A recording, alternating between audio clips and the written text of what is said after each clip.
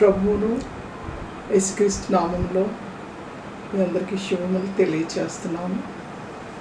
మరి దినాన్ని పరిశుద్ధాత్మ దేవుడు మరి సంఘాల గురించి మాట్లాడడానికి మరి ఒకసారి మిమ్మల్ని అందరినీ కలుసుకోవడానికి మీతో మరి యొక్క వాక్యమును ఈ లేఖనములను పంచుకోవడానికి ఇచ్చినటువంటి ఈ తరుణాన్ని బట్టి దేవుని నామానికి వేలాది వందనాలు స్తోత్రాలు చెల్లిస్తున్నాం. స్తోత్రాలు. ప్రార్థన చేసుకుని ప్రారంభిద్దాం. విన్స్టన్ గారు ప్రార్థన చేస్తాం. మహాకృపా కనికరం గల దేవ, సర్వశక్తివంతుడు పరిస్థితి దేవ, నీకు నీ పరిస్థితి ఆమెకు కోటాను స్తోత్రం చెల్లించున్నాం తండ్రి. ప్రభావ మరి మమ్మల్ని సజీవులు లెక్కనించండి. కేవలం నీ యొక్క ఉచితమైన కృపనైనా మరి ప్రపంచం అంతటికి రాబో సాధన కాలంలో మిమ్మల్ని ప్రభావ మరి తండ్రినైనా దాచించదని సరించిన నీకు స్తోత్రము తండ్రి. ప్రభావ మరి తండ్రి మమ్మల్ని అందరినీ ఈ యొక్క కరోనా టైంలో దాచించినందుకు నీకు స్తోత్రం తండ్రి. ప్రతి ఒక్క గృహంలో సమృద్ధించి క్షేమం నుంచి కాపాడుచు దేవా, ప్రతి వారికి తండ్రినైనా నీ యొక్క దూతల ప్రభావం మరి నాయన రక్షణ ఇచ్చి దూతలతో కాపాడుచున్నందుకు నీకు స్తోత్రం తండ్రి. దూతల కంచెలు వేసిన స్తోత్రం దేవా. ప్రభా ఇప్పుడు తండ్రి ప్రభా నీ సేవకురాలు ప్రభా మరి సంగమంతో నీవు పలికిన ప్రభా మరి మాటలను జ్ఞాపకం చేస్తుండగా ప్రభా మరి తండ్రి సహాయం చేయమని వేడుకుంటున్నాం. నీ పరిశుద్ధాత్మ శక్తితో ప్రభా మరి నీ యొక్క బిడ్డను నింపి నీ బిడ్డ ద్వారా తండ్రి నాయన మరి సత్యం తెలుసుకుంటకు నీ వాక్యములందు తండ్రి నాయన ప్రభా మరి రాసి ఉన్న ప్రతి సంగతిని ప్రభా మరి జ్ఞానంతో మాకు విని చెవులను గ్రహించే ఆత్మను దయచేయమని నీ ప్రియకుమారుడు మా ప్రభు రక్షకుడిని యేసు నామమున వేడుకుంటున్నాం తండ్రి.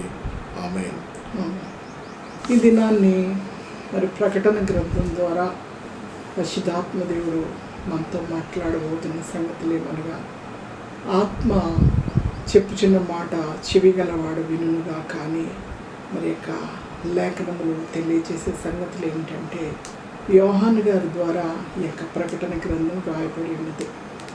అయితే ఈ యొక్క ప్రకటన గ్రంథంలో వ్రాయబడిన సంగతులు ఏమిటంటే, 7 సంఘాలకు మొదటగా యేసుక్రీస్తు ప్రభువారు ఆరోహణమైన తర్వాత మరి యోహాను గారితో మరి ఈ యొక్క లేఖనములు వ్రాయమని ఆయన మరి సెలవిచ్చినట్లుగా మనం చూస్తున్నాం. అయితే యోహాను గారు ఎవరు ఏంటంటే, యోహాను గారు యేసుక్రీస్తు ప్రభువు గారికి మరి సన్నిహితమైనటువంటి మంచి శిష్యుడు. చిన్నవాడైనప్పటికీ ఎప్పుడు కూడా మరి దగ్గర పెట్టుకుని ఆయన ఈ భూలోకంలో సంచరించినప్పుడు మరి ప్రతి విషయంలో కూడా యోహాను గారితో ఆయన సంప్రదించినట్టు మనం చూస్తున్నాం. యేసుక్రీస్తు ప్రభువు ఆరోహణమైన తర్వాత మరి యొక్క సంఘాలకు ఈ లేఖలు రాయమని ఆయన మరి ఒక పరిశుద్ధ దినాన్ని ఆయన దర్శనమిచ్చినట్లుగా మనం యొక్క లేఖనాలు మనం చూస్తున్నాం. అయితే యోహాను గారు ఎవరంటే, యోహాను గారు ఒక యూదుడు. ఆయన మరి ఎంతగానో మరి ఆయన యొక్క జీవితంలో యేసుక్రీస్తు ప్రభువాన్ని ప్రేమించినట్లుగా మనం చూస్తున్నాం. చాలా ప్రేమ ఇద్దరికి కూడా. అటువంటి పరిస్థితిలో మరి యేసుక్రీస్తు ప్రభువారు ఆరంభమైన తర్వాత ఈ లేఖనాలు రాయటకు ఆయనకి ఇచ్చినటువంటి దర్శనం ఎక్కడంటే పద్మాస్ అనేటువంటి ద్వీపంలో. పద్మాసు ద్వీపంలో ఎందుకంటే ఆయన మీద పగబట్టి ఆయన ఏదో ఒక విధంగా ఎక్కడో చోట బంధిస్తే ఈ యొక్క వర్తమానాలు బంధింపబడతాయని పద్మాసు ద్వీపంలో ఆయన బంధించినట్లుగా మనం చూస్తున్నాం. పద్మాసు ద్వీపం అంటే అది బహుభయంకరమైనటువంటి ద్వీపము. అది రాళ్ళ కలిగినటువంటి ద్వీపము, తాపకరమైనటువంటి పాములు ఉండేటువంటి ద్వీపంగా మనం లేఖనాల్లో మనం చూస్తున్నాం. అయితే ఈ యొక్క పద్మాసు ద్వీపము ఎక్కడ ఉన్నది అని అంటే, గ్రీసు దేశానికి సంబంధించినటువంటి అనటోలియా అనేటువంటి ప్రాంతంలో ఉన్నట్లు మనం చూస్తున్నాం. అయితే ఈ పద్మాసు ద్వీపానికి అనటోలియా మెయిన్ సిటీ, ఇది టర్కీకి సంబంధించినదిగా ఉంటున్నది. అంతేకాకుండా ఇంజమీర్ ప్రొవిన్స్ అని పిలువబడుతుంది. అయితే మరి యోహాను గారికి మరి అప్పుడు పద్మాసు ద్వీపంలో ఉన్నప్పుడు మరి యేసుక్రీస్తు ప్రభువారు తెలియజేసిన విషయాలు ఏంటంటే, ఒక మరి ప్రభువు దినమందు ఆత్మవశుడైనట్లుగా మనం చూస్తున్నాం. ఒకసారి లేఖనాలు చదువుకుందామండి. ప్రకటన గ్రంథం మొదటి అధ్యాయము 11వ వచనంలో మనం చూసినట్లయితే, ప్రభు దినమందు ఆత్మవశుడనై ఉండగా బూరధ్వని వంటి గొప్ప స్వరము నీవు చూచుచున్న పుస్తకములో రాసి ఎఫెసు, స్వర్ణ, పెర్గమ, తురతైర, సార్దీసు, ఫిలదెల్ఫియా, లవోదికియా అను 7 సంఘములకు పంపుమని చెప్పుట నా వెనుక వింటిని. అయితే 7 సంఘాలకి కూడా మరి ఈ యొక్క వర్తమానాలను పంపించు, ఈ సంఘాలు ఈ విధంగా ఉన్నాయని యేసుక్రీస్తు ప్రభువారు మరి యోహాను గారితో మాట్లాడటం మనం ఇక్కడ చూస్తున్నాం. అయితే ఈ సంఘాల్లో ఉన్నటువంటిది ఏంటంటే, మొదటగా ఏంటంటే యేసుక్రీస్తు ప్రభువారు ఆయన యొక్క ఉన్నటువంటి స్వారూప్యాన్ని ముందు తెలియచేసినట్లుగా మనం అక్కడ చూస్తున్నాం. ఎందుకంటే యేసుక్రీస్తు ప్రభువారు ఈ లోకంలో మరి యోహాను గారితో ఎంత సన్నిహితంగా కూర్చొని భోజనం చేయడం, తిరగటం, మరి ఆయా సంఘాలకు తిరిగి పరిచర్య చేయడమే యోహాను గారు చూశారు. కానీ అసలు స్వరూప్యం అనేది, దేవుని యొక్క స్వరూపం ఎలా ఉంటుంది అనేది అంతవరకు కూడా యోహాను గారు చూడలేదు. అయితే ఈ పద్మాసు ద్వీపంలో మొదటగా దేవుని యొక్క స్వారూప్యాన్ని ఆయన చూసినట్లు మనం చూస్తున్నాం.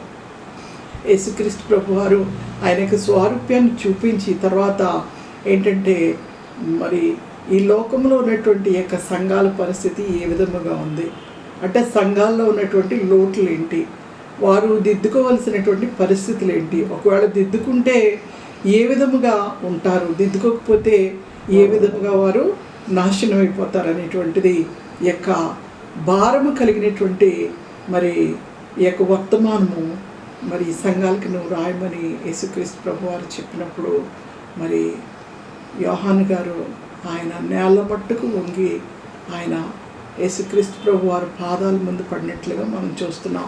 17వ మరి వచనంలో మనం చూసినట్లయితే అక్కడ మనకు తెలుస్తుంది, ఆయన చచ్చిన వాని వలె ఆయన పాదాల ముందు పడినట్లు మనం చూస్తున్నాం. అలాంటి గొప్ప సర్వశక్తిమంతుడైనటువంటి దేవుణ్ణి మనకి తండ్రిగా కలిగి జీవించడం అనేది ఎంతో గొప్ప భాగ్యంగా మనం ఈ లోకంలో ఎంచవలసిన వారంగా మనం ఉంటున్నాం. మరి మనం మన యొక్క సంఘాలు, మన యొక్క సార్వత్రిక సంఘాలు, ఈ లోకంలో ఉన్నటువంటి ప్రతి దేశంలో ఎన్నో సంఘాలు ఉంటున్నాయి.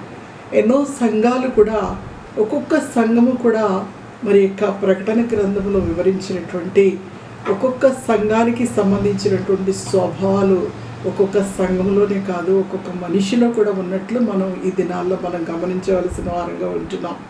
మరి యొక్క లేఖనాలు మనం నేర్చుకుని మరి ఆయనకి సమీపంగా ఉండాలంటే మరి ఒక్కసారి వీటిని జ్ఞాపకం చేసుకుని మన జీవితాల్లో సరిదిద్దుకున్నట్లయితే ఆయన రాక కొరకు మనం ఎదురు చూసినప్పుడు ఆయనతో కొనిపోయే వారంగా మనం ఉంటామని మరి యొక్క ప్రకటన గ్రంథం 1వ అధ్యాయము, 2వ అధ్యాయము, 3వ అధ్యాయంలో కూడా మరి 7 సంఘాల గురించి కూడా ఆయన చెప్పినట్లు మనం ఇప్పుడు ఒకసారి నేర్చుకుందాం ఆ యొక్క పాయింట్స్ అన్ని.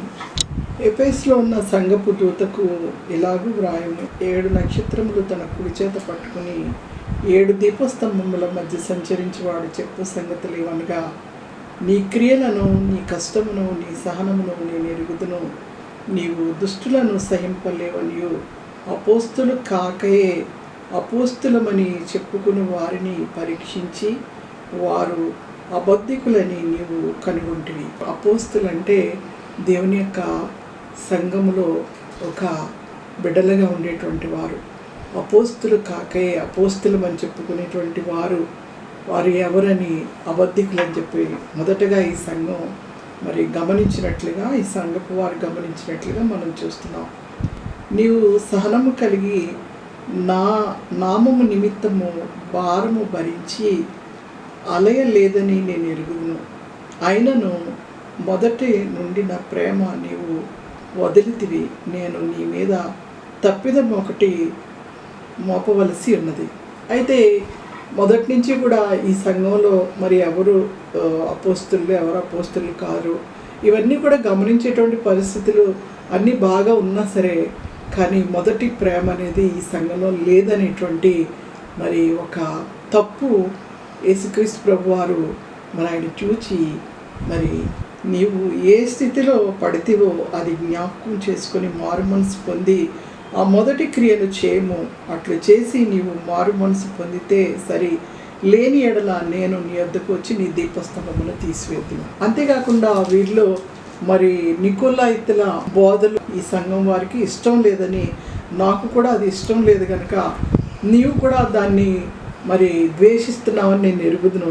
నికోలాయితుల బోధలంటే యూదా మత ప్రవిష్టులైనటువంటి వారు, మరి వారు చెప్పేటువంటి బోధలు ఏంటంటే, మీరు ఎన్ని పాపాలు చేసినా పర్వాలేదు, ఎలా ఉన్నా పర్వాలేదు, కానీ హృదయంలో మాత్రం దేవుడిని పెట్టుకోండి, శరీరంతో ఏది చేసినా పర్వాలేదు, కానీ మరి చనిపోయినప్పుడు ఈ శరీరం మట్టిలో కలిసిపోద్ది కాబట్టి ఆత్మ దేవుని దగ్గరికి వెళ్ళిపోద్ది అనేటువంటి ఆ యొక్క కొత్త బోధలు చేసేవారు యూదా మత ప్రవిష్టులు అనేటువంటి ఆ యొక్క మరి బోధకులు అక్కడ ఉండటం వల్ల ఈ సంఘపు వారికి అది ఇష్టం లేదు. కాబట్టి నాకు కూడా అది ఇష్టం లేదు కనుక దాన్ని నువ్వు ద్వేషిస్తున్నావు, నేను కూడా ద్వేషిస్తున్నాను.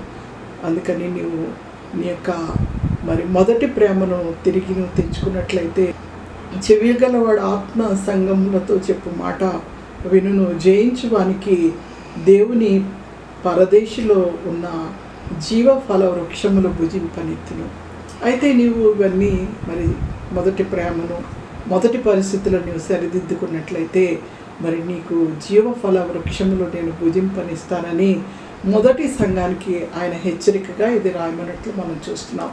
అదేవిధంగా మరి రెండో సంఘానికి మనం వచ్చినట్లయితే, సుర్నాలో ఉన్న సంఘపు దూతకు ఇలాగ వ్రాయము, మొదటి వాడును కడపటిన వాడునై ఉండి మృతుడనై మరల బ్రతికిన వాడు చెప్పు సంగతులు ఏమనగా, నీవు నీ శ్రమ నీ దరిద్రత నేను ఎరుగుదును, ఆయనను నీవు ధనవంతుడివే.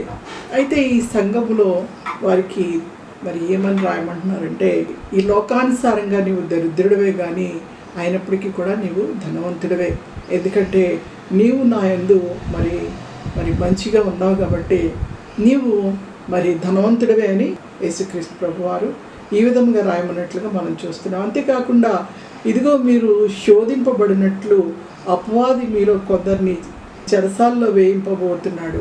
అయితే మీరు మరి మంచిగా ఉన్నారు కానీ మీకు ఒక శోధన అనేది రాబోతుంది. మరి కొన్ని దినాలు మీరు చెరసాల్లో ఉండవలసిన వారుగా ఉంటున్నారు కాబట్టి అయినప్పటికీ మీరు ధైర్యం తెచ్చుకొని మరి మీరు ఉన్నట్లయితే మరి ఇక్కడ వీరి కొరకు ఏ బహుమానం దేవుడు సిద్ధపరిచాడో మనం చూద్దాం.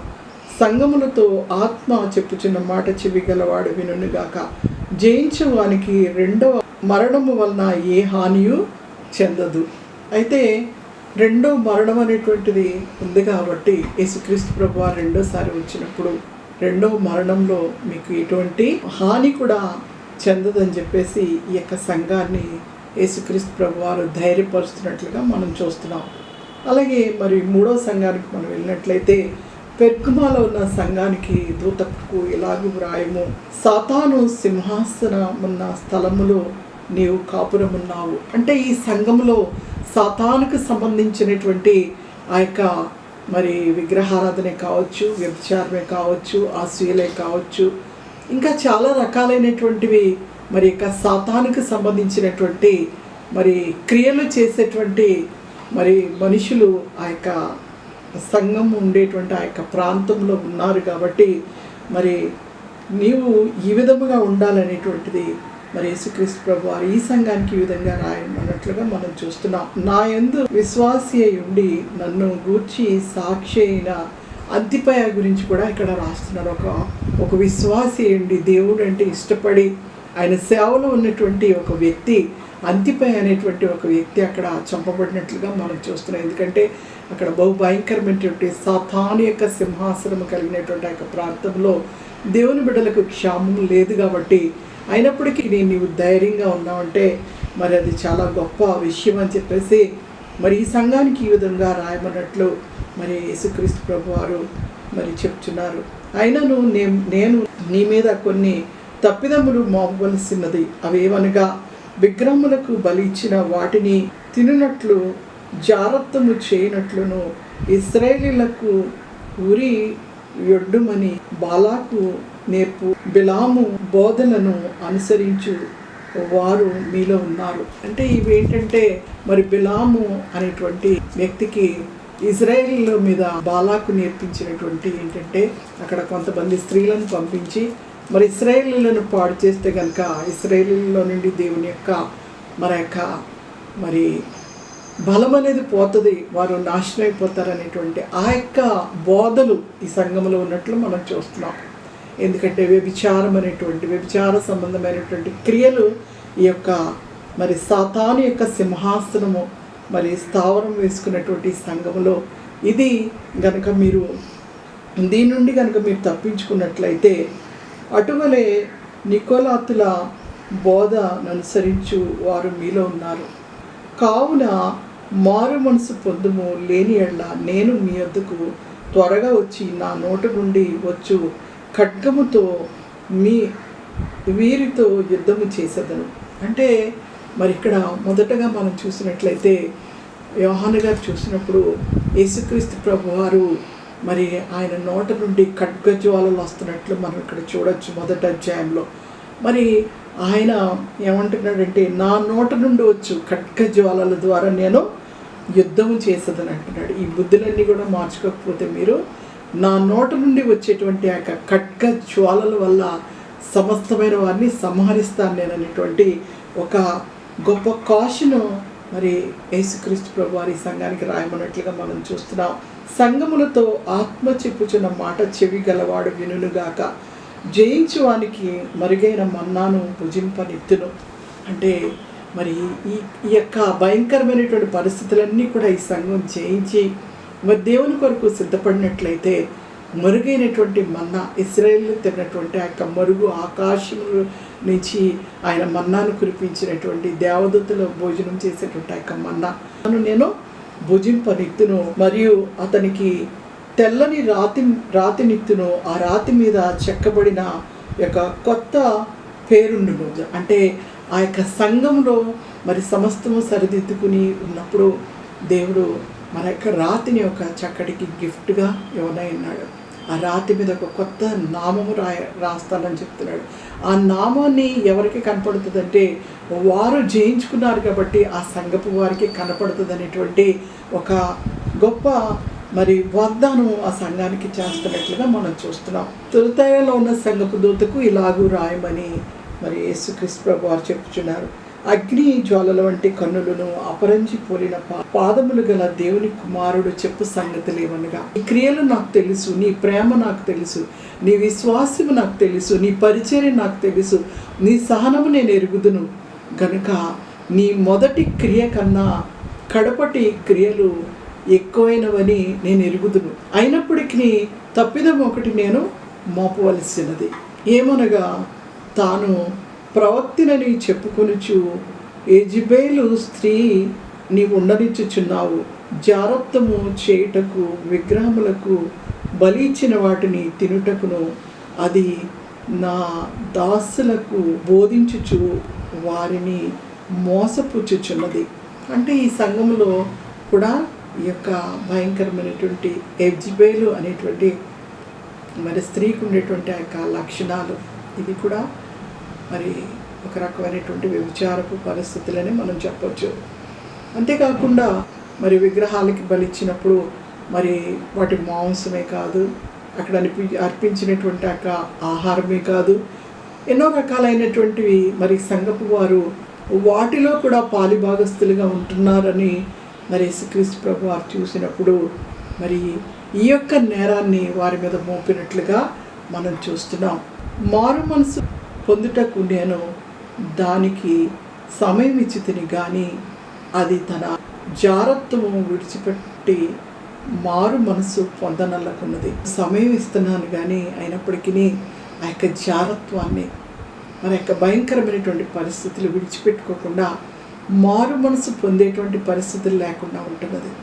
ఎంతో భయంకరంగా మరి యేసుక్రీస్తు ప్రభు వారు మరి వీరికి మరి గొప్ప మరి వర్తమానాన్ని చెప్తున్నారు. ఒకవేళ మీరు మార్చుకోకపోతే నేను మంచం పట్టించడానికి కూడా నేను సిద్ధంగానే ఉన్నాను. మీరు ఆ యొక్క మంచం మీద ఉండి ఆ యొక్క మరణ శయ మీద ఉండి మీరు నేర్చుకోమంటారు. దయచేసి మీరు మారమని మరి యోహాను గారికి మరి యొక్క లేఖనాల ద్వారా రాయమన్నట్లు మనం చూస్తున్నాం. అయితే తురతైరలో ఉన్న కడమ వారైన మీతో అనగా ఈ బోధను అంగీకరింపక సాతాను యొక్క గూఢమైన సంగతులు ఎరుగమని చెప్పుకుని వారితో నేను చెప్పుచున్నదేమనగా, నీ పైని మరి ఏ భారము పెట్టను, నేను వచ్చే వరకును మీకు కలిగిన దాన్ని గట్టిగా పట్టుకున్నాను. అంతేకాకుండా మరి నేను జయించి ఉన్నాను అంటే యేసుక్రీస్తు ప్రభు వారిని పోల్చుకుంటున్నట్లుగా మనం చూస్తున్నాం. ఇక్కడ నేను జయించి ఉన్నాను, నా తండ్రి అధికారము పొందినట్లు జయించుచు అంతము వరకు నా క్రియను జాగ్రత్తగా చేయడానికి, అంటే ఆయనకి ఇష్టమైనటువంటి కార్యములు జాగ్రత్తగా చేయడానికి ఆయన ఇచ్చేటువంటి బహుమానం ఏంటంటే, నేను ఇత్తడి దండాన్ని ఇస్తానంటున్నాడు. అంటే ఇత్తడి దండముతో మరి యొక్క సంఘంలో ఉన్నటువంటి ఇటువంటి బలహీనులందరినీ కూడా మరి కుండలు పగలగొట్టేటువంటి మరి శక్తిని ఆయన ఇచ్చేటట్లుగా మనం చూస్తున్నాం. అంతేకాకుండా మరియు అతనికి నేను వేకువ చుక్కనిచ్చేదను. వేకువ చుక్క అంటే ఒక నక్షత్రాన్ని ఆ యొక్క సంఘపు వారికి ఇస్తాననేటువంటి ఆ యొక్క బహుమానాన్ని ఆయన ప్రకటన చేస్తున్నాడు. ఈ సంఘంలో మరి ఆత్మ చెప్పుచున్న సంగతులు చెవులు గలవాడు విన్నట్లయితే మరి నేను మరి యొక్క బహుమానాలు ఈ సంఘానికి ఇస్తానని ఆయన మరి హెచ్చరిక చేస్తున్నట్లుగా మనం చూస్తున్నాం. సార్దీస్లో ఉన్న సంఘపు దూతకు ఇలాగూ వ్రాయమని యేసుక్రీస్తు ప్రభు వారు మరి ఈ యొక్క సార్దీస్లో ఉన్న సంఘానికి ఈ విధంగా మరి వర్తమానం ఇచ్చినట్లుగా మనం చూస్తున్నాం. 7 నక్షత్రములు దేవుని 7 ఆత్మలు గల వాడు చెప్పు సంగతులేమనగా, నీ క్రియలు నేను ఎరుగుదును, ఏమనగా జీవించుచున్నావు, నా పేరు మాత్రం ఉన్నది కానీ నీవు మృతుడవే. అంటే నీవు జీవిస్తున్నావు అనేటువంటి పేరు ఉంది కానీ నీలో జీవం అనేది లేదు, నీవు మృతుడుగా ఉంటున్నావు. నేను చూసినప్పుడు నీ క్రియలు నా ఎదుట సంపూర్ణమైనవిగా నాకు కనబడడం లేదు. అంటే మరి దేవునికి ఇష్టమైనటువంటి క్రియలు మరి సంపూర్ణమైనట్లుగా లేనట్లు ఈ సంఘాన్ని దేవుడు మరి ఒక హెచ్చరిక అనేది ఇస్తున్నాడు. జాగరూకుడవై చావనయున్న మిగిలిన వాటిని బలపరచుము. అంటే నీవు మేల్కొని ఇంకా ఉన్నటువంటి వారికి మరి నీవు ఒక వర్తమానాన్ని మరి నీవు మెలకు నేను చెప్పిన బోధలు ఏ విధముగా అయితే విని ఏ విధముగా అయితే నీవు అనుసరించి ఉన్నావో నీవు ఆ విధముగా నీవు ఉన్నట్లయితే జాగరూకుడవని మరి అంటే నీవు మేల్కొనమని ఇక్కడ మరి సెలవిస్తున్నాడు యేసుక్రీస్తు ప్రభు వారు. అంటే నీవు మేల్కొని సిద్ధపడి మరి యొక్క మొదటి నేను ఇచ్చినటువంటి వర్తమానాలు ఈ సంఘానికి ఇచ్చి వారిని జాగరూకత చేసినప్పుడు నేను ఏ సమయంలో వస్తానో నాకు తెలియదు కనుక నీవు మాత్రం మేల్కొని ఉండాలి అని చెప్పేసి మరి ఇక్కడ తెలియజేస్తున్నట్లుగా మనం చూస్తున్నాం. ఈ సంఘంలో మరి కొంతమంది యేసుక్రీస్తు ప్రభు వారు ఇచ్చినటువంటి ఆ యొక్క వాగ్దానములు, ఆ యొక్క బోధలు, ఆ యొక్క క్రమము తప్పకుండా కొంతమంది ఇంకా తెల్లని వస్త్రములతోటే దేవుని కొరకు కనిపెట్టేవారు ఉన్నారు. కాబట్టి తెల్లని వస్త్రములు ధరించుకొని నాతో కూడా సంచరించదురు అని చెప్పేసి ఆయన మరి ఈ సంఘానికి తెలియజేస్తున్నట్లుగా మనం చూస్తున్నాం. జయించువాడు ఇలాగూ తెల్లని వస్త్రములు ధరించుకొనును, జీవ గ్రంథంలో నుండి అతని పేరెంత మాత్రమును తుడుపు పెట్టక నా తండ్రి ఎదుట ఆయన దూతల ఎదుటను అతని పేరు ఒప్పుకొందును.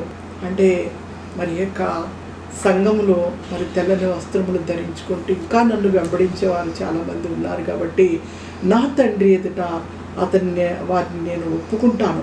అంటే ఈ బిడ్డలు నా బిడ్డలు అని ఎవరు కూడా, అంటే వీరు విందు ప్రధాని బిడ్డలు కాబట్టి వీరిని ఎవరు కూడా ఆపేటువంటి పరిస్థితులు ఉండవు అనమాట.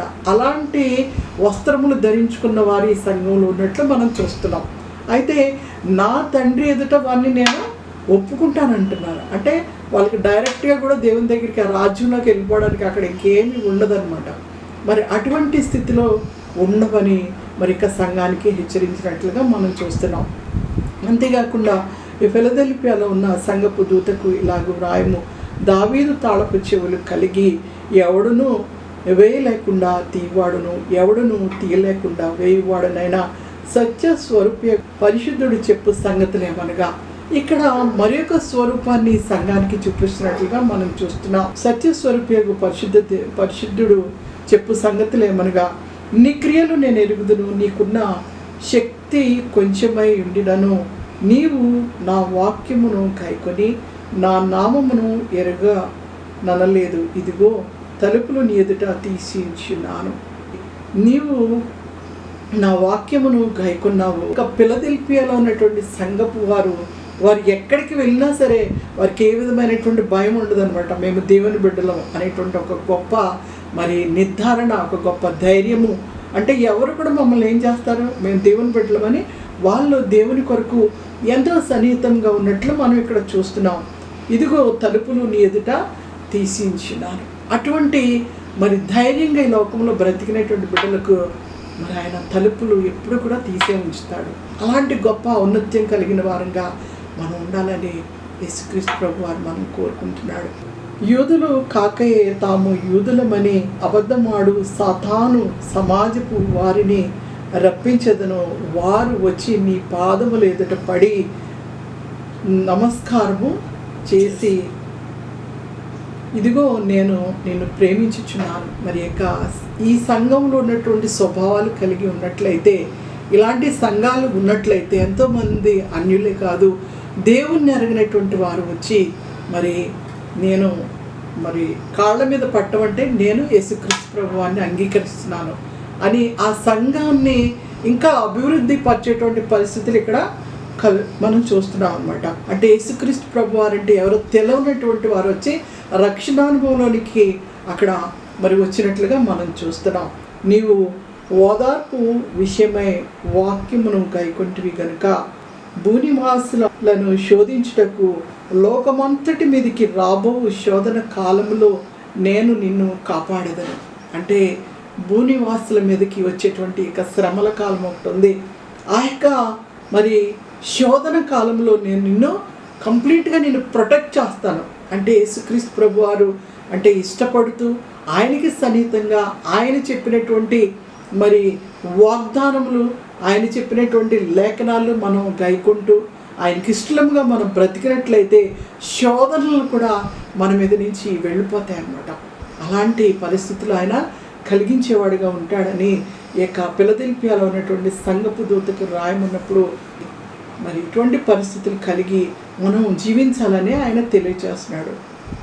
నేను త్వరగా వచ్చుచున్నాను, ఎవడు నీ కిరీటమును అపహరింపకూడనట్లు నీకు కలిగిన దాన్ని గట్టిగా పట్టుకొనమంటున్నాడు. అంతేకాకుండా ఈ సంఘంలో దేవుని యందు భయభక్తులు కలిగి అన్ని విషయాల్లో మంచిగా ఉన్నప్పటికీ సాతానుడు ఏర్పరచబడిన వారిని సహితము లాగివేసేటువంటి దినాలు రాబోతున్నాయి కనుక నీవు జాగ్రత్తగా ఉండమంటాడు. నీకు కలిగిన దాన్ని గట్టిగా పట్టుకోవాలి. మనకు కలిగినటువంటి విశ్వాసత, మనకు కలిగినటువంటి దేవునిలో ఉన్నటువంటి ఆ యొక్క నిరీక్షణ, మనం పొందుకున్నటువంటి ఆ యొక్క మేలులు, మనం చూసినటువంటి ఆయన యొక్క ప్రేమ, ఇవన్నీ కూడా మనం గట్టిగా పట్టుకుని ఎన్ని కష్టాలు వచ్చినా, ఎన్ని శోధనలు వచ్చినా, ఎన్ని ఇరుకులు వచ్చినా, ఎన్ని ఇబ్బందులు వచ్చినా కూడా మనం కదలకుండా ఉన్నట్లయితే ఇక ఫిలదెల్ఫియాలో ఉన్నటువంటి సంఘంలో ఏ విధముగా అయితే ఎంత చక్కగా ఆయన గొప్ప మంచి ఉద్దేశం కలిగినటువంటి వాక్యములు ఇక్కడ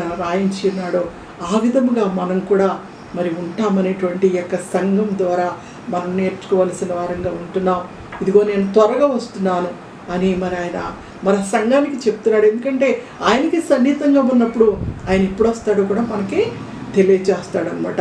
ఇదిగో నేను త్వరగా వచ్చుచున్నాను, ఎవడును నీ కిరీటమును అపహరింపకుండానట్లు నీకు కలిగిన దాన్ని గట్టిగా పట్టుకునము, జయించు వానిని నా దేవుని ఆలయంలో ఒక స్తంభముగా చేసేదను, అందులో నుండి వాడు ఇక మీదట ఎన్నటికి వెలుపలికి పోడు. ఆ పిల్లరు ఏ విధముగా అయితే కట్టడం అంతా పోయినా కూడా పిల్లరు మాత్రం కరెక్ట్గా ఉండిపోతుంది. అదేవిధంగా మనకున్నటువంటి సమస్తం మనం పోగొట్టుకున్నప్పటికీ మన యొక్క ఆత్మ దేవుని సన్నిధికి ఒక పిల్లర్ లాగా వెళ్ళిపోతుంది అనమాట. అది మనకి కావాలి ఈ దినాల్లో. ఒక పిల్లర్ లాగా మనం ఉన్నామా, మనం తయారవుతున్నామా లేదా, లేకపోతే ఇంకా ఈ శరీరానుసారమైనటువంటి పరిస్థితుల్లో మనం జీవిస్తున్నామా అనేది మనం ఈ యొక్క ఫిలదెల్ఫియాలో ఉన్నటువంటి సంఘము మనం ఒకసారి మన యొక్క ఆత్మీయ స్థితిని పోల్చుకునే వారంగా మనం ఈ యొక్క కడవరి దినాల్లో ఉండాలని ఆయన చెప్తున్నాడు. మరియు నా దేవుని పేరు పరలోకములో నా దేవుని యొద్ద నుండి దిగి వచ్చుచున్న నూతనమైన యెరూషలేము అను నా దేవుని పట్టణపు పేరు, నా కొత్త పేరు వాని మీద వ్రాసదను. అంటే ఇది చాలా మరి ఎంతో గొప్ప ధన్యకరమైనటువంటి విషయం. పరలోకము నుండి దిగి వచ్చినటువంటి ఆ యొక్క గొప్ప యెరూషలేము అని పేరు, మరి నూతనమైనటువంటి యెరూషలేము, నూతనమైనటువంటి ఆ యొక్క పేరును మన నుదుటి మీద రాస్తారంటే మరి ఇదే అది ఇంకెన్నటికీ కూడా తరతరాలకి మరి యుగాలు మారినా జగాలు మారినా కూడా ఆ పేరు మన నుదుటి మీద నుంచి ఎవరు కూడా తుడుపు పెట్టేవారు లేరని ఈ యొక్క సంఘాన్ని బట్టి మనం తెలుసుకోవాల్సిన వారిగా ఉంటున్నాం.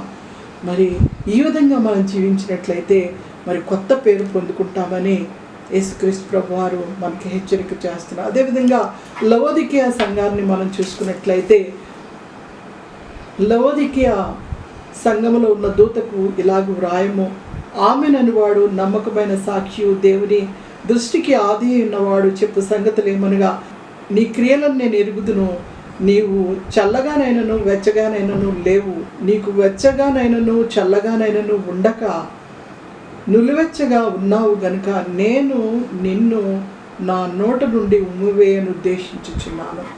ఇది చాలా భయంకరమైనటువంటి విషయం అండి. లవోదికీయ సంఘము పరిస్థితులు ఏ విధంగా ఉన్నాయంటే మరి బతికినట్టు లేదు, చచ్చినట్టు లేదు, రెండు విధాలుగా ఉన్నట్లు మనం చూస్తున్నాం. నువ్వు వెచ్చగాను లేవు, చల్లగాను లేవు, నులివెచ్చని స్థితి నీలో ఉంటున్నది కనుక నేను నా నోటి నుండి ఉమ్మివేయను ఉద్దేశించుచున్నానని యేసుక్రీస్తు ప్రభు వారి సంఘానికి ఈ విధంగా రాయబడ్డారు. అంటే నోటి నుండి ఉమ్మివేయటం అంటే అది ఒక శాపకరమైనటువంటి పరిస్థితిగా మనం చూస్తున్నాం. యేసుక్రీస్తు ప్రభు వారు ఈ లోకానికి వచ్చి మన శాపాలను, మన యొక్క మరి అపవిత్రతను, మన దోషాలను, మనకున్నటువంటి ప్రతిదీ కూడా ఆయన తీసివేసినట్లుగా మనం చూస్తున్నాం. మన కొరకు ఒక శాపగ్రాహిగా ఆయన మారి ఉన్నారు.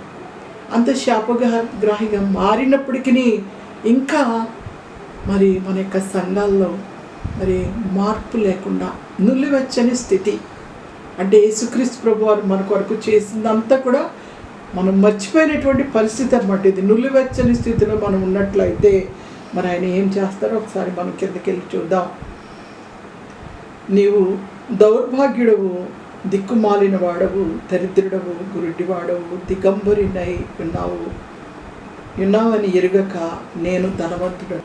ఈ యొక్క నిలువెచ్చని స్థితిలో ఎన్ని రకాలు ఉన్నాయో ఒకసారి చూద్దామా. దౌర్భాగ్య స్థితి, దిక్కులేని స్థితి, దరిద్రత, గ్రుడ్డితనము, అంతేకాకుండా దిగంబరత్వం అంటే వస్త్రహీనత అని కూడా మనం ఇక్కడ చూస్తున్నాం. నిలువెచ్చని స్థితిలో ఎన్ని రకాలుగా మనం చూస్తున్నామంటే, ఒకటి మనం చచ్చి ఉన్నాము, మనకి రక్షణ అనే వస్త్రాన్ని మనం కోల్పోయినాము, మన కళ్ళను దేవుని చూసేటువంటి ఆ యొక్క ఆధిక్యత, గుడ్డితనం వచ్చేసింది, పోగొట్టుకున్నాము. రెండోది మన యొక్క పేదరికం కూడా వచ్చేసింది. ఎందుకంటే దేవునిలో ఉంటే మనం ఎప్పుడు కూడా ఐశ్వర్యవంతులమే. ఆయన ఇచ్చేటువంటి ధనము మనకి కనిపించదు, కానీ అది తరతరాలకు కూడా తరగనటువంటి ధనాన్ని మనం పొందుకున్నటువంటి వారంగా మనం ఉంటాం. కానీ ఇక్కడ ధనము లేనటువంటిదిగా మనం చూస్తున్నాం. నీవు ధనవృద్ధి చేసుకున్నట్లు అగ్నిలో పుటం వేయబడిన బంగారమును నీ దిశముల సిగ్గు కనబడినట్లు ధరించుకొనిచున్నావు. ఈ లోకానుసారమైనటువంటి గర్వం మనకు కలిగినట్లయితే మనం ఈ విధంగా ఉంటాము అనేది యేసుక్రీస్తు ప్రభువారు మరి బంగారానికి పోలుస్తున్నట్లుగా మనం చూస్తున్నాం. నా దిశముల సిగ్గు కనబడకున్నట్లు ధరించుకున్నట్లు తెల్లని వస్త్రములు నీకు దృష్టి కలుగునట్లు నీ కన్నులకు కాటుగా నా యొద్ద కొనమని ఆయన చెప్తున్నాడు. ఈ లోకానుసారంగా మనం పడిపోయినప్పుడు, మరి లోకానుసారమైనటువంటి ధనముతో, ఈ లోకానుసారమైనటువంటి పరిస్థితులతో, ఈ లోకానుసారమైనటువంటి క్రియలతో మనం నిండిపోయినట్లయితే మన కళ్ళకి ఏది కూడా కనిపించదండి. కొన్నిసార్లు మరి ఈ యొక్క వాక్యాన్ని కూడా మనం లెక్క చేయని వారంగా మనం ఉంటాం. ఎందుకంటే అలాంటి పరిస్థితులు మనలో ఉన్నట్లయితే మరి తెల్లని వస్త్రాలను నా కళ్ళకు కాటుకను నీవు నా వద్ద కొనమని యేసుక్రీస్తు ప్రభువారు మనతో సెలవిచ్చినట్లుగా మనం చూస్తున్నాం. నేను ప్రేమించి వారినందరినీ గద్దించి శిక్షించుచున్నాను గనుక నీవు ఆసక్తి కలిగి మారు మనసు పొందుము. ఇదిగో నేను తలుపు వద్ద నిలుచుండి తట్టుచున్నాను. ఎవడైనను నా స్వరము విని తలుపు తీసిన యెడల అతని యొద్దకు వచ్చి అతనితో నేనును నాతో అతడును భోజనము చేయను. అంటే ఎలాంటి పరిస్థితుల్లో ఉన్నా సరే, నువ్వు ఎంత భయంకరమైనటువంటి పరిస్థితుల్లో లోకానుసారంగా పాపములో మునిగిపోయినప్పటికీ నాకేం పర్వాలేదు, కానీ నీవు తిరిగి మళ్ళీ నా దగ్గరికి రా, నీవు నా దగ్గరికి వచ్చినట్లయితే నేను నిన్ను ప్రేమించేవాడిగా నేను ఉంటున్నాను. నేను ప్రేమించేవాడిని కంపల్సరీ నేను గద్దిస్తాను. గద్దింపు అనేది నేను ఇచ్చి నీవు మారుతావేమో అని మరి ఆయన నేను తలుపు యొద్ద నిలిచి చూసేవాడిగా ఉంటున్నాడు. తలుపు యొద్ద నిలిచి ఉన్నానంటే మన హృదయం బయట ఆయన నిలిచి ఆయన మరి ఎంతగానో కనిపెట్టుచున్నాడు. నా బిడ్డ నా మాట వింటదేమో, ఇప్పుడైనా వింటదేమో. విన్నట్లయితే మరి మన హృదయంలోనికి ఆయన వచ్చేవాడిగా ఉంటాడు. మనకి తెల్లని వస్త్రాలు ధరింపజేసేవాడిగా ఉంటాడు. అంతేకాకుండా మన కండ్లకు కాటుకను పెట్టేవాడిగా ఉంటాడు. పరిశుద్ధాత్మ యొక్క ఆ యొక్క కాటుక, నీతి అనేటువంటి కాటుక, యథార్థత అనేటువంటి కాటుక, మరి నీతి న్యాయములైనటువంటి కాటుక, మన కండ్లను మరి నీతి న్యాయములు చూసేటువంటివిగా. అంటే మరి ఒకసారి నిలువెచ్చని స్థితిలోకి వెళ్ళినప్పుడు మనం ఇలాంటివన్నీ మనం చూడమండి. నీతి న్యాయాలు ఇలాంటివి ఏమీ ఉండవు, అన్నీ కూడా కళ్ళు మూసిపోతాయి. కాబట్టి అందుకని యేసుక్రీస్తు ప్రభువారు ఏమంటున్నారంటే, నా యొద్ద మరి కాటుకను కొను, తెల్లని వస్త్రాలు ధరించు అని ఇక్కడ చక్కగా చెప్తున్నారు. అంతేకాకుండా నీవు తలుపు తీసినట్లయితే నేను నీలోకి వచ్చి నాతో నీతో నేను కలిసి భోజనం చేస్తూ ఉంటున్నాను. మరి అలాంటి గొప్ప ఆధిక్యత యేసుక్రీస్తు ప్రభువారు మనకి ఇచ్చినట్లుగా మనం చూస్తున్నాం. అంతేకాకుండా నేను జయించినట్లుగా నా తండ్రితో కూడా ఆయన సింహాసనం ముందు కూర్చుండి ఉన్న ప్రకారము జయించు వాణిని నాతో కూడా సింహాసనం ముందు కూర్చుండనిచ్చేదను.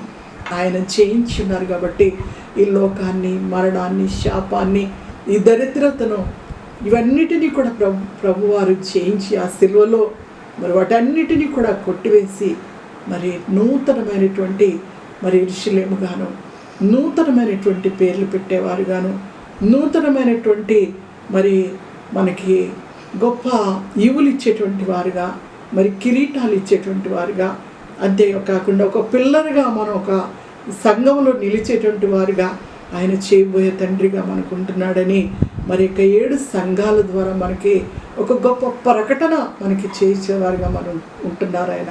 అయితే ఈ దినాల్లో మరి సార్వత్రిక సంఘాలు అనేటువంటివి లోకమంతటా కూడా మరి 196 దేశాల్లో కూడా ఎన్నో సంఘాలు ఉన్నవి. ప్రతి సంఘానికి కూడా మరి ఇది యొక్క సంఘపు దూత వ్రాసినట్టు, సంఘములతో ఆత్మ చెప్పు మాట చెవి గలవాడు వినుగా. అంటే మనం చెవులు కలిగి ఉన్నామా? మరి చెవులు కలిగి లేకపోతే మరి ఆత్మ చెప్పే మాటలు మనం వినలేమండి. చెవులు కలిగి మన పరిస్థితి ఏంటి, మన యొక్క జీవితంలో ఏం జరుగుతుంది, మనం దేవునికి సన్నిహితంగా ఉన్నామా, లేక నిద్రపోయే స్థితిలో ఉన్నామా, చచ్చిన వాని వల్ల ఉన్నామా, లేకపోతే లోకానుసారమైనటువంటి వాటితో మనం కళ్ళు మూసుకొని పోయే వారంగా మనం ఉంటున్నామా అనేది మనల్ని మనం పరీక్షించుకున్నట్లయితే, ఒకవేళ అటువంటి పరిస్థితుల్లో మనం లేకుండా ఉన్నట్లయితే మరి సమయంలో మనల్ని మనం పరిశీలన చేసుకుందాం.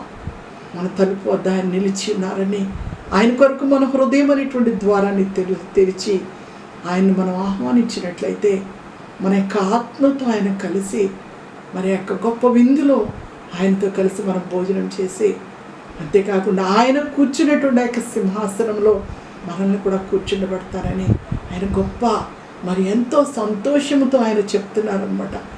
పరలోకమందు తండ్రి కుడి పార్శ్వమున చేరి మన యొక్క మరి ఆత్మీయ స్థితి కొరకు, మన యొక్క మరి పరిస్థితుల కొరకు, మన తండ్రిలో ఎదిగేటువంటి ఆ యొక్క గొప్పతనం కొరకు విజ్ఞాపన చేసేవారుగా ఆయన ఉంటున్నారు. మరి అటువంటి గొప్ప తండ్రిని కలిగి ఉండట ఎంత ధన్యకరమో మరి మనలో మనం ఆలోచించుకుందాం. ఒకవేళ ఇటువంటి పరిస్థితులు మరి 7 సంఘాలకు రాసినటువంటి ఇటువంటి పరిస్థితులు మనలో ఉన్నాయేమో, మన సంఘాల్లో ఉన్నాయేమో, మన కుటుంబాల్లో ఉన్నాయేమో, మన బిడ్డల్లో ఉన్నాయేమో, మరి మనలో ఎవరిలో ఇవి మరి పొందుకుని లోకంలో మరి లోకానుసారమైనటువంటి స్థితులకి మనం లొంగిపోయేటువంటి పరిస్థితుల్లో మనం ఉంటున్నాము. ఒకసారి మనల్ని మనం పరిశీలన చేసుకుందాం. లేకపోతే మరి ఆయన నోట నుండి ఉమ్మివేయబడేటువంటి పరిస్థితులు వస్తున్నాయి. మరి ఉమ్మివేయబడటం అంటే సంపూర్ణంగా సాతాను వశంలోకి వెళ్ళిపోయే వారంగా మనం ఉంటాం. కాబట్టి అటువంటి స్థితిగతులు మనకి రాకుండా ఇదిగో ఆయన తలుపు వద్ద నిలిచి ఉన్నాడు. కాబట్టి ఆయన స్వరము విని మనం తలుపు తీసినట్లయితే ఆయనతో మనమును సంతోషించి ఆ యొక్క సింహాసనములో తండ్రి కుడి పార్శ్వమున కూర్చున్నటువంటి ఆ యొక్క సింహాసనములో నేను కూడా వారిని కూర్చుండబెట్టదనని సంగములతో ఆత్మ చెప్పుచున్న మాట చెవి గలవాడు వినును కాక అని మరి యేసుక్రీస్తు ప్రభువారు ఈ విధంగా మనతో మాట్లాడుచున్నారు. ఎంతమంది మనం సిద్ధంగా ఉన్నాం మనం ఆలోచించుకుందాం. అంతే, ఇంకంతకు మించి మన ఈ లోకంలో చేయగలిగేది ఏమి లేదు. లేఖనాలు చదువుకోవడం, మనల్ని మనం పరిశీలించుకోవడం, మనల్ని మనం సరిదిద్దుకుని ఆయనకి సమీపంగా జీవించేటువంటి పరిస్థితులు కలిగి ఉంటే ఉండొచ్చు. లేకపోతే ఆయన ఉమ్మే వేసేటువంటి పరిస్థితులు వస్తున్నాయని మనం గమనించుకుందాం. మరి కళ్ళు మూసుకుని ప్రార్థన చేసుకుందాం. పరిశుద్ధుడవు, గనుడవు, సర్వశక్తి సంపన్నుడవైన తండ్రి, ఆది అంతమునైన దేవుడవు తండ్రి, ఉన్నవాడనను వాడనని సెలవిచ్చిన దేవుడవయ్యా, నమ్మదగిన దేవానికి వందనాలయ్యా. నా తండ్రి, నీవు మా చెవులను తెరిచిన ఆయన, మా ఆత్మలతో మాట్లాడుచున్న దేవానికి వందనాలు నాయన. నా తండ్రి, నీ కొరకు ప్రభువా సన్నిహితముగా నీ లేఖనములు చదువుటి అందరూ, మిమ్మల్ని ఆరాధించుటే అందరూ, మిమ్మల్ని గణపరచుటే అందరూ ప్రభా, మీ కొరకు మేము జీవించే ఆరంగా మమ్మల్ని సిద్ధపాటు చేయమని అనుక్షణము కూడా ప్రభా నీ లేఖనములు చదువుట కావలసిన ఆత్మీయ జ్ఞానములు ప్రభా మా సంఘాలకు, మా సహోదరులకు ప్రభా, మా యొక్క ఆత్మీయ బిడ్డలకు ప్రభా దయచేయమని, మమ్మల్ని రాక కొరకు సిద్ధపరచమని, నీవు త్వరగా రాలేనావని కడబూర మేము విని నాయన ఆ 7 ఏళ్ళు పరిపాలన ప్రభా మేము మీతో కూడా ఆనందించి వారు ఉండటానికి సార్వత్రిక సంఘాలను ప్రభా, మా కుటుంబాలను, మా యొక్క జీవితాలను మమ్మలను సిద్ధపరచమని మమ్మల్ని మీ హస్తాల్లో పెట్టుకుంటూ ఈ కొద్ది స్తుతి ఆరాధన నా ప్రభు, నా రక్షణకర్తవైన యేసు పరిశుద్ధ నామములో అడిగి వేడుకుంటున్నాం తండ్రి. ఆమేన్.